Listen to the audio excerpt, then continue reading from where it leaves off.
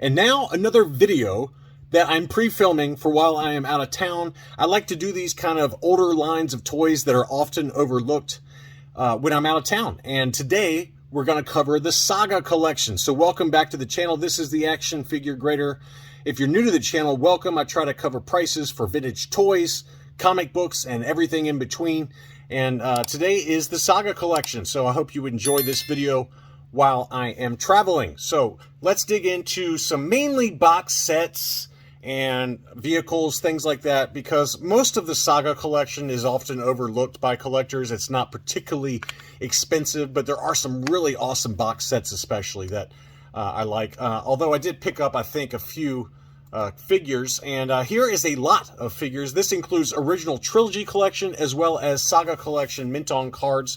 And what I do like about the OTC and Saga Collection is that they were shipped from the factory, to my knowledge, in these kind of clamshells. I wish that the vintage collection would go back to this, but we all know that that's not going to happen in this day and age where people are more environmentally friendly, more environmentally conscious, and but this was great back then because you could submit these into AFA if you wanted to and get an uncirculated grade, and I did that for a figure we're going to cover a little bit later on. But anyway, this lot of 9 or so includes Han Hoth, the Hoth Stormtrooper, Bosk, Luke Bespin, and IG-88 from the Saga Collection, as well as some OTC figures. And the figure sculpts in general were pretty poor, with the only exceptions, in my opinion, being the Bosk and the IG-88. In my opinion, those two figures are still the best figure molds for modern Star Wars toys for those two particular characters. But anyway, this lot of 9 sold in an auction for $103.50 plus $22 shipping. So a $125 picked you up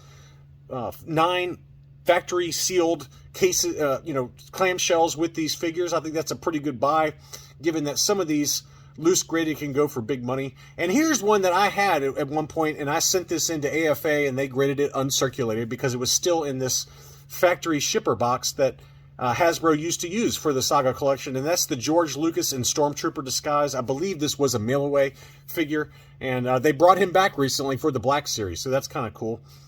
Anyway, this one sold for $120. So this is a particularly expensive figure that tends to command a pretty big premium, mainly because it was a mail away. And so obviously the population of these out there is a lot smaller, but pretty cool looking figure. And again, it's available now in the Black Series, and I've seen a few of those. A pretty awesome looking sculpt.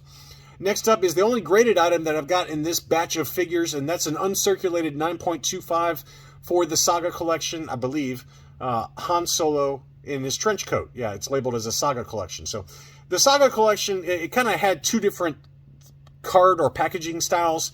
There was the Saga Blue Collection that came out for the Attack of the Clones, and so I've got a few vehicles from the Saga Blue line, but then they kind of switched over around 2006 to packaging that looked more in keeping with the vintage Kenner figures and the OTC style figures. So this was graded uncirculated 9.25 from AFA. It was listed for $125 and the sales price was $115. So even high grade examples for most of these common mint-on card Saga Collection figures are not particularly expensive. Bosk and IG-88 are probably the two most expensive for the standard retail release mint-on card Saga Collection characters. Now we're going to dig into some of the box sets, and this is where the meat and potatoes of this video is, because some of these box sets were just absolutely incredible. This is a PX Previews exclusive Bounty Hunter pack, and what an awesome multi-pack this is. It's got Darth Vader as he was talking to the bounty hunters on the Executor in The Empire Strikes Back. So it's got all the usual suspects there, and again, in my opinion, the IG-88 and the Boss figures are probably the two best. All of them are fairly rudimentary in terms of style, and they would probably have to be updated if and when they get released on new vintage collection card backs. But this multi-pack is pretty impressive. You can see how kind of rudimentary Dengar looks relative to the vintage collection version. This multi-pack sold for 99 pounds, which is 125 US dollars plus shipping. This is another really cool one, the Death Star briefing. And let's see if we can pull this one up. There you go. So here's another PX Previews exclusive Death Star briefing. And you can see, I think his name is Admiral Mahdi, kind of holding his collar there as Darth Vader kind of drops the hammer on him. There's a very outdated Tarkin mold there next to Vader, but a very cool box set that certainly presents really nicely, and it continues to command pretty good money on the secondary market. This one sold for 250 Canadian dollars, which is 185 US dollars. Here was another example that was available in the US that sold for $175 plus $15 shipping. So pretty tight price range there for the Death Star briefing box set. Probably my favorite of the bunch of all of these is the Republic Commando Delta Squad. So if you guys played the old Republic Commando game for the original Xbox, that was an awesome game, if not fairly difficult, and it shows some of the Geonosian warriors there along with Delta Squad. So very, very cool Republic Commando Delta Squad set from the Saga Collection. This one sold in an auction for $163.50 plus another $36 shipping. So about $200 took that one home. And then here was another data point for one. This one had free shipping and sold for $230. So again, you know, this is one of the few in the Saga Collection that I would love to own. I bid on a few of them over the years, and of course I've kind of stopped doing any kind of big box sets like this. But this one sold for $230. The other one sold after shipping for about $200. So again, it gives you a nice tight price range for the Saga Collection. And shout out to Keith Guppy, who's a Patreon supporter, and he appeared in my 5K live stream. I'm sure that he's got like 15 or 20 different Saga Collection box sets that are all graded by UKG, given his massive modern collection. But anyway, that is a really nice box set. Some of the vehicles, here's Luke Skywalker's X-Wing as it shows it crashed in the swamps of Dagobah. Really great looking presentation there inside that kind of large box with the big window. And you can see Luke there along with that kind of swamp monster that's reminiscent of the trash compactor Dianoga trash monster. So awesome looking box set and vehicle there. So that one sold at an auction for $157.50 plus $25 shipping. So about, let's call it about $180 gets you that Dagobah Swamp Luke Skywalker's X-Wing.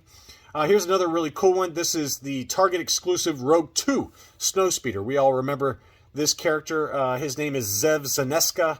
He was on the hunt for Luke and Han on the icy tundra of Hoth in The Empire Strikes Back. So pretty cool looking box set as well. And again, that was a Target exclusive. That one sold for $140 free shipping. Next up, we've got some larger vehicles. We've got the Indoor AT-AT Walker, and this is the Saga Collection packaging. It includes the Biker Scout as well as the AT-AT driver. So pretty cool looking thing. I love the mud paint applications that they show not only on the box, but you can see in the window there. Really detailed paint applications to show the mud as it tromps through Endor looking for murder bears to kill.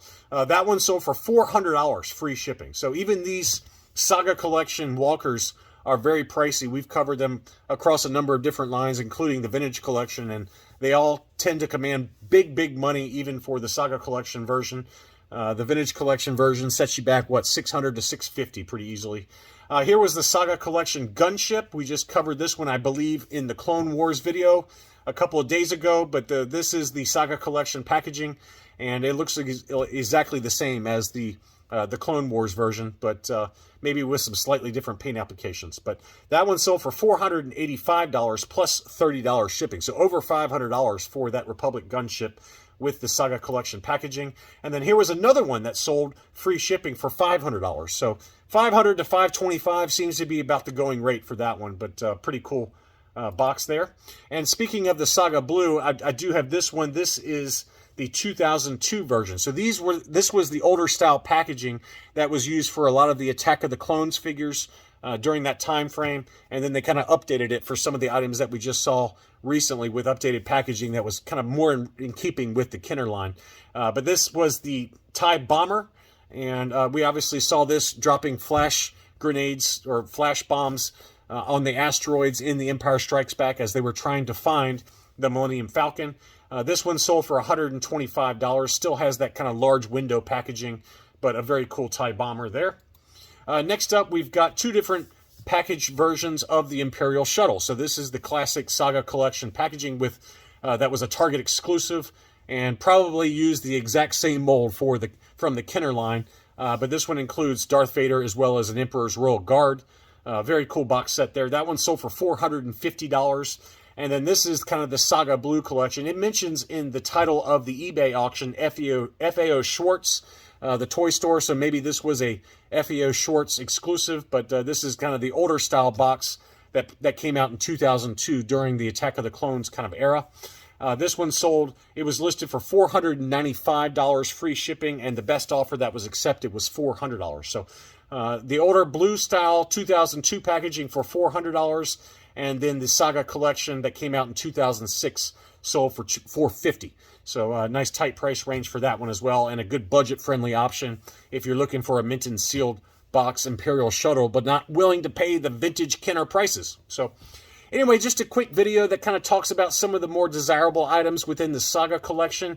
I hope you enjoyed this video. Thanks again for watching, and I'll be back soon.